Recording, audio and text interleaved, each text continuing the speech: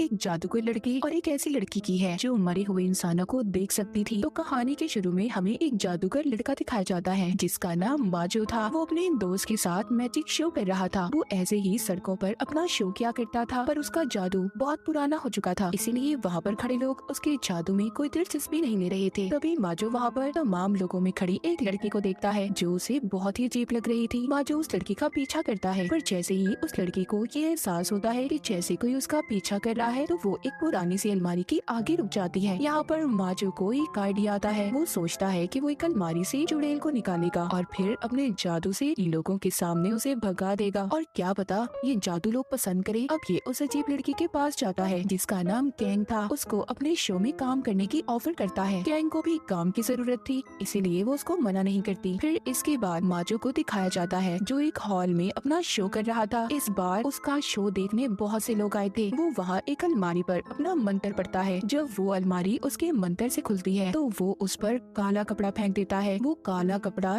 एक भूत का रूप लेकर हवा में उड़ने लगा था। माजो उस भूत से पूछता है तुम यहाँ पर क्या करने आए हो? वो कहता है अपनी मौत का बदला, यही लोगों के दरमियान में मेरा कातिल है। पर वहाँ पर शो देखने आए सभी लोग डर गए थे। अब वो भूत एक लड़की की तरफ इशारा करता है। जैसे ही उसकी तरफ इशारा करता है काले कपड़े वाला भूत उसे पकड़ लेता है। अब वो भूत तो गायब हो गया था, पर वो लड़की उस कपड़े में लिपट जाती है। माजो फिर एक कुल्हाड़ी लाकर मंत्र पढ़ता है और फिर उस पर मारता है। वो कपड़े में लिपटी लड़की नीचे गिर गई थी। वो अलमारी भी बंद हो जाती है। माजो जब उस कपड़े को हटाता है तो वहाँ पर कोई लड़की नहीं थी। फिर पीछे से माजो के साथी आकर अलमारी को कपड़े से ढक देते हैं। जब माजो वो कपड़ा हटाता है तो वहाँ पर अलमारी तो गायब हो गई थी, पर ऑडियंस में बैठी लड़की सही सलामत वापस आ जाती है। लोगों को माजो का ये शो बहुत अच्छा लगा था। शो खत्म होने के बाद कैंग को देखते हैं जिसने उस घोस्ट का रोल प्ले किया था, यानी कि जो भूत आपने काले कपड़े का देखा था वो कोई और नहीं, वो कैंग ही थी। और ये सब माजो का ही प्लान था। और तो और जो लोगों के दरमियान में लड़की बैठी थी वो भी इन्हीं के टीम की मेंबर थी और माजो की बहुत अच्छी दोस्त भी। अब काम खत्म हो गया था। कैंग वहाँ से जाने लगती है। माजो से रोककर कहता है सुनो मेरी बात सुनो, हम लोग सब बाहर जा रहे हैं, क्या तुम हमारे साथ चलोगी? पर कैंग उसे मना कर देती है और घर चली जाती है। कैंग जब घर आती है तो अपनी मॉम से बात करती है। यहाँ पर हमें पता चलता है कि वो बिल्कुल अकेली रहती थी। आज उसका बर्थडे था। वो अकेली बैठकर केक खा रही थी। कैंग ने अपने घर में एक टेंट भी बनाया हुआ था जिसमें वो सोती थी, क्योंकि उसका घर बहुत बड़ा था और उसे अकेले ऐसे सोने से डर लगता था। कैंग जब टेंट में सोने जाती है तो उसे महसूस हो रहा था कि जैसे उसके टेंट की जिप कोई खोल रहा हो। वो अपने सामने दो बच्चों को देखती है जो मर चुके थे। जिसके बाद हम कैंग को सड़क के किनारे देखते हैं जहाँ पर उन्हीं दो बच्चों की मौत हुई थी। कैंग पुलिस को फोन करती है, कहती है कि एक आदमी बहुत नशे में था और उसने नशे में गाड़ी चलाते हुए इन बच्चों का एक्सीडेंट कर दिया, क्योंकि ये बात इसे उन्हीं दो बच्चों ने बताई थी जो मर चुके थे। यहाँ पर हम ये जान पाते हैं कि कैंग मरे हुए इंसानों को देख सकती थी। अगले दिन कैंग जब शो की सेट पर थी तो अकेली बैठकर खाना खा रही थी। माजो का दोस्त उसे बड़े ही गौर से देख रहा था, जो बात कैंग को अच्छी नहीं लगती और वहाँ से जाने लगती है। तभी वहाँ पर माजो आकर उसको रोक लेता है, कहता है कि कहाँ जा रही हो? वो कहती है अपने घर। वो कहता है नहीं नहीं, आज तुम नहीं जा सकती। तुम हर रोज ही कोई ना कोई बहाना बनाकर चली जाती हो।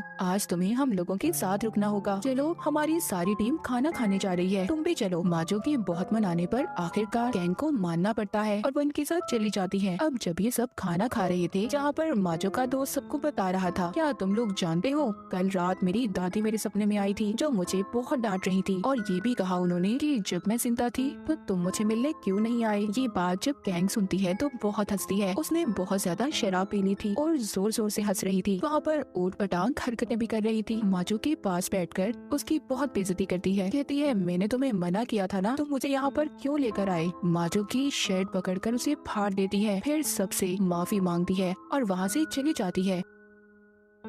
उसकी टीम के सभी लोग उसकी ऐसी हरकत पर बहुत हैरान थे। अगले दिन दिखाया जाता है माजो की दोस्त कहीं पर जा रही थी। ये उसको एयरपोर्ट छोड़कर जब वापस आ रहा था तो इसको कैंग की कॉल आती है जो रात की बदतमीजी पर इसे माफी मांग रही थी। तभी बातों के दौरान कैंग को अपने घर में लगी पेंटिंग से चीखों की आवाज आती है। जब ये उस तरफ देखती है तो उसमें से एक आत्मा निकलकर इसे डरा रही थी। कैंग बेचारी डरी सहमी अपने घर में एक साइड पर बैठ जाती है। तभी कुछ देर के बाद इसके घर का दरवाजा बजता है। जब ये जाकर देखती है तो इसका बॉस माजो था, क्योंकि उसने फोन पर इसकी चीख की आवाज को सुन लिया था और इसीलिए इसकी खैरियत मालूम करने आया था। कैंग के घर में उसे खिलाने के लिए कुछ भी नहीं था सिवाय 2-3 पुराने केक के। ये उसको अपने हिसाब से सजाकर उसके सामने पेश करती है। जब ये यहाँ से जाने लगता है तो सामने एक बच्चे को देखता है जो कोने में छुपा हुआ था। वो कैंग से जब उसका पूछता है तो वो बताती है कि ये बच्चा हमारे पड़ोस में रहता है और शायद छुपन छुपाई खेल रहा है। माजो कहता है आओ हम भी इसके साथ खेलते हैं, पर जब ये दोबारा से उसे वहाँ पर देखता है तो वो बच्चा गायब हो चुका था। फिर दोबारा से कोने में उसको वही बच्चा नजर आता है। ये कैंग को लेकर वहाँ पर छुप जाता है। जब ये बच्चे को डराता है तो वो डर कर बहुत तेजी से भाग जाता है। माजो भी चला गया था। इसके जाने के बाद कैंग अपनी दोस्त को फोन करती है। उन्हें बताती है कि तुम जानती हो मेरे बॉस मेरे घर आए थे। उधर माजो रात को जब अपने घर में सो रहा था तो कोई उसके बेड से गुजरता है जिससे उसकी आँख खुल जाती है। जब ये लाइट जलाकर देखता है तो इसके घर में वही बच्चा था जो इसने कैंग के घर में देखा था। जब ये खुद को शीशे में देखता है तो वो बच्चा इसके पीछे खड़ा था, जिसे देखकर ये बहुत ज्यादा डर जाता है और गिरता पड़ता घर से बाहर आकर कैंग को कॉल करता है। बताता है तुम्हारे पड़ोस में रहने वाला बच्चा मेरे घर पर है। कैंग शराब लेकर माजो के पास आती है और कहती है पहले इसे थोड़ा पी लो, फिर तुम्हें मेरी बात समझ आएगी कि मैं कहना क्या चाहती हूँ तुमसे। वो उसके कान में कहती है सुनो, मुझे मरे हुए इंसान नजर आते हैं, मैं मरे हुए लोगों को देख सकती हूँ और वो बच्चा शायद हमसे कुछ कहना चाहता है। अब ये दोनों दोबारा से घर के अंदर जाते हैं। वो बच्चा फिर से माजो के कंधे पर हाथ रखता है। जब कैंग उस बच्चे के हाथ पर अपना हाथ रखती है तो उसे एक विजन, एक ख्याल नजर आता है। जब ये उसी विजन वाली जगह पर जाते हैं जहाँ पर एक औरत का एक्सीडेंट हुआ था। उस औरत का बच्चा तो मर चुका था पर वो अभी भी जिंदा थी। माजो जल्दी से एम्बुलेंस को कॉल करता है। सुबह को आकर एम्बुलेंस बच्चे और उसकी माँ को ले जाती है। एम्बुलेंस के जाते ही वो बच्चा कैंग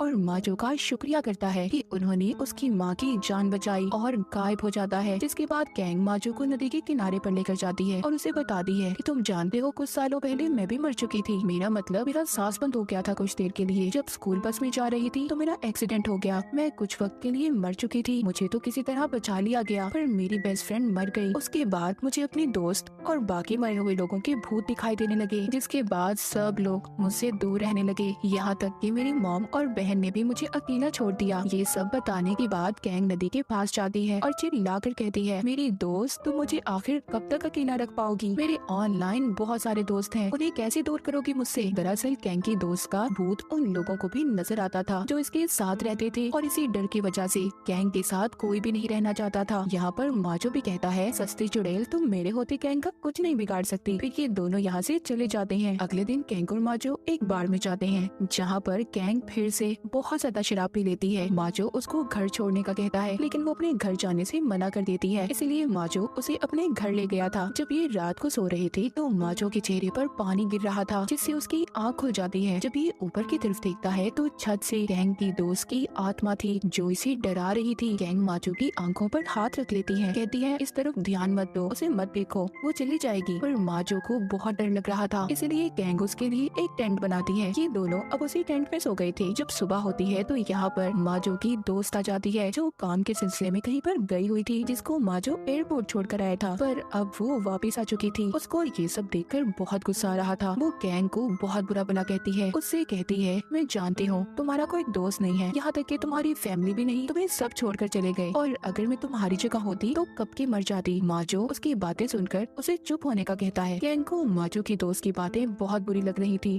वो रोते हुए चली जाती है। अगली सुबह जब माजो की टीम अपने अगले शो की तैयारी कर रही थी तो वहाँ पर कैंग नहीं आती। माजो बहुत उदास था। उधर कैंग जब अपने घर की सफाई कर रही थी तो उससे मिलने उसकी फ्रेंड्स आती हैं जो ऑनलाइन बनी थी। ये उसके लिए खाना भी लेकर आई थी। कैंग उन्हें देखकर बहुत खुश हो जाती है। अब ये खाना खाती है और बहुत सी बातें करती है। तभी माजो की कॉल आती है जो उसे कह रहा था कि उसे उसकी बहुत याद आ रही है, उससे मिलना चाहता है। अब रात को कैंग तैयार होकर माजो से मिलने जाती है तो खड़ी रास्ते में वो मैजिक शो देखने लगी थी। तभी वहाँ पर उसे लोगों की भीड़ में अपनी दोस्त की आत्मा दिखाई देती है। ये उससे बचने के लिए जब भागने की कोशिश कर रही थी तो स्टेज पर गिर जाती है जहाँ पर उसके पीछे बहुत सारे हाथ थे, उसे पकड़ रहे थे। पर वहाँ पर माजो आ जाता है। वो उस डरावने लम्हे को शो का हिस्सा बना देता है जो लोगों को बहुत पसंद आ रहा था। जब ये दोनों जा रहे थे तो कैंग इससे कहती है मुझे सच सच बताना, क्या तुम मेरी वजह से परेशान हो या मेरी वजह से तुम्हारी जिंदगी खराब हो रही है? माजो कहता है ऐसा क्यों कह रही हो, बल्कि तुम्हारे बगैर मैं कुछ भी नहीं हूँ, मैं तुम्हारे साथ अपनी जिंदगी गुजार मारना चाहता हूँ। जिसके बाद गैंग उसको अपने घर ले जाती है। सुबह को माजो जब उसके घर से जा रहा था तो जाते हुए गैंग की दोस्त की आत्मा उसे देख लेती है। रास्ते में माजो की गाड़ी का क्रेन से एक्सीडेंट हो जाता है और वो बच गया था। हैरानी वाली बात ये थी कि क्रेन के अंदर कोई ड्राइवर नहीं था। जब माजो बचकर बाहर आता है तो एक बहुत बड़ा साइन बोर्ड आकर उस पर गिर गया था। उधर गैंग जब अपने घर की सफाई कर रही थी तो उसे एक लॉकेट मिलता है जो उसके दोस्त का था। ये उस लॉकेट को लेकर हॉल में जाती है जहाँ पर माजो परफॉर्म कर रहा था, अपना जादू दिखा रहा था। इसीलिए वो जादू देखने वाले लोगों के दरमियान में ही बैठ जाती है। जब अलमारी खुलती है तो उसमें से काले कपड़े वाला भूत निकलता है। जब माजो उससे उसके कातिल का पूछता है तो वो पहले तो कहीं और इशारा करती है, पर बाद में वो गैंग की तरफ इशारा करके उसे अपने साथ अलमारी में ले जाती है। सब लोग बहुत ज्यादा डर जाते हैं क्योंकि ये जादू उनके शो का हिस्सा नहीं था। सब लोग हैरान थे। माजो जब अलमारी को खोलता है तो उसमें गैंग पानी के एक एक्वेरियम में बंद थी। ये उसको निकालने की कोशिश कर रहा था। जब वो एक कुल्हाड़ी लेकर एक्वेरियम को तोड़ने की कोशिश करता है तो वो हवा में उड़कर नीचे गिर जाता है और बेहोश हो गया था। जब गैंग एक्वेरियम में थी तो लॉकेट निकालकर अपनी दोस्त को देने लगती है। यहीं से कहानी चली जाती है उस दिन पर जब गैंग की स्कूल बस का एक्सीडेंट हुआ था। दरअसल गैंग और उसकी दोस्त बहुत अच्छी फ्रेंड्स थी। गैंग की दोस्त के पास ये लॉकेट था जो कीमती होने के साथ साथ उसकी दादी की निशानी थी, पर गैंग भी इस लॉकेट को बहुत पसंद करती थी। वो थोड़ी देर के लिए अपनी दोस्त से उसे पहनने के लिए कहती है। जैसे ही ये उस लॉकेट को पहनती है तभी बस का एक्सीडेंट हो गया था। सभी बच्चे नदी में गिर गए थे। रेस्क्यू टीम जब इन्हें बाहर निकालती है तो परेशान थी कि किसका इलाज पहले किया जाए, क्योंकि इस वक्त वो सिर्फ एक इंसान की जान बचा सकते थे। जब वो गैंग के गले में हार देखते हैं तो समझ आते हैं कि ये किसी अमीर घर की है और इसीलिए पहले उसकी जान बचाते हैं। पर गैंग की दोस्त मर चुकी थी। फिर जब गैंग को हॉस्पिटल ले जाया जाता है तो डॉक्टर्स ने वो लॉकेट उतारकर गैंग की मॉम को दे दिया था। वो उसे रख कर भूल गई और अब इस लॉकेट की वजह से गैंग की दोस्त उसके पीछे थी। उसकी आत्मा भटक रही थी। हम दोबारा से प्रेजेंट मौजूदा सीन देखते हैं जहाँ पर गैंग अपनी दोस्त को लॉकेट पहना देती है। जैसे ही वो लॉकेट पहनाती है वो एक्वेरियम से बाहर आ गई थी, पर माजो अभी भी बेहोश था। इन दोनों को हॉस्पिटल ले जाया जाता है। तो जब होश में आकर माजो की ऐसी हालत देखती है तो उससे दूर जाने का फैसला करती है। लेकिन होश में आने के बाद जब ये बात माजो को पता चलती है तो वो उसको फोन कर बहुत रोकता है और रोने लगता है, पर गैंग नहीं रुकती। अब जब गैंग ये शहर छोड़कर जा रही थी वो प्लेन में बैठी थी, तभी उसके पास एक एयर होस्टेस आती है। एयर होस्टेस जब उससे बात करती है तो वहाँ पर उसकी दोस्त की आत्मा थी। तभी प्लेन हिलने लगता है। उधर माजो जो एयरपोर्ट पर बैठा गैंग का इंतजार कर रहा था वो ये अनाउंसमेंट ऐलान सुनता है कि हमारा प्लेन वापस आ रहा है, उसमें कुछ खराबी हो गई है। और ये उसी प्लेन की बात कर रहे थे जिसमें गैंग जा रही थी। ये सुनकर बहुत खुश होता है। अब ये जैसे ही गैंग को देखता है उससे बात करता है, उसे बताता है कि मैं तुम्हें बहुत प्यार करता हूँ, मैं सारी जिंदगी तुम्हारे साथ रहना चाहता हूँ, तुम ऐसे मुझे छोड़कर नहीं जा सकती। पर गैंग उसको ऊपर देखने का कहती है जहाँ पर उसकी दोस्त की आत्मा खड़ी थी। कहती है अब भी तुम मुझसे प्यार करते हो, क्योंकि सोच लो सारी जिंदगी ये मेरे साथ रहने वाली है। माजो कहता है हाँ अब भी मैं तुम्हें प्यार करता हूँ। ये दोनों एक दूसरे के करीब आ गए थे और बहुत खुश थे। और इसी हैप्पी एंडिंग के साथ ये कहानी यहीं पर खत्म हो जाती है।